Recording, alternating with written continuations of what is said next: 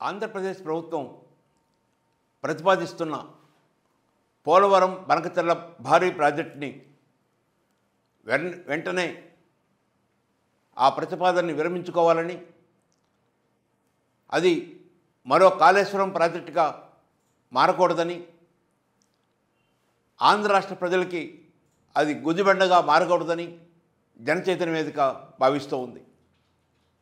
ఇప్పటికే రాష్ట్రంలో పోలవరం, వెలుగొండ, హంద్రీనివా, ఉత్తరాంధ్ర సుజలా స్రవంతి ఇలాంటి అనేక ప్రాజెక్టులు గత 30 సంవత్సరాలుగా నిర్మాణంలో ఉంటూ పూర్తి కాకుండా ఉన్న పరిస్థితి.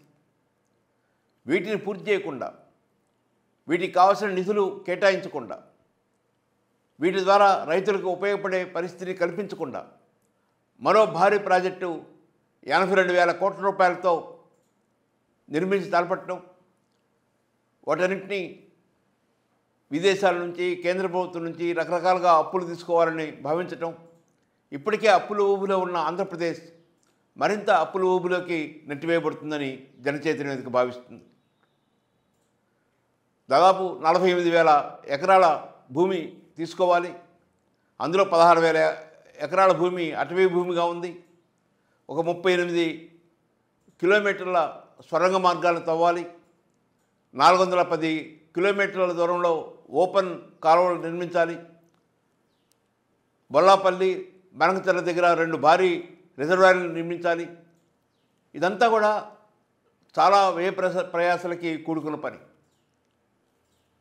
ప్రస్తుతం అంచనా వ్యయం 82,000 కోట్లైనా అది అంతిమంగా పూర్తి అయ్యేటప్పటికే 40-50 సంవత్సరాలు పట్టుద్ది.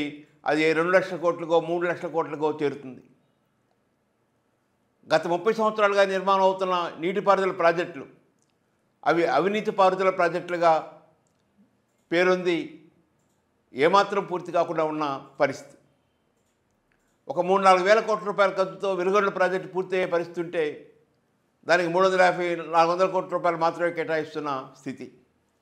ఈ పరిస్థితుల్లో ఆంధ్రప్రదేశ్ ప్రభుత్వం ఈ బనకచెర్ల ప్రాజెక్టుని పునరాలోచించుకోవాలని, ఈ ప్రతిపాదనను విరమించుకోవాలని జనచైతన్య వేదిక కోరుకుంటుంది. తెలంగాణ ప్రభుత్వం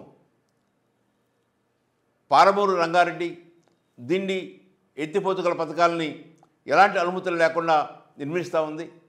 దాన్ని ఆపించకపోతే భవిష్యత్తులో కృష్ణా నదీ జలాలు మనకి లభించేవి ఆగిపోయే ప్రమాదం ఉందని తెలియజేస్తున్నాను.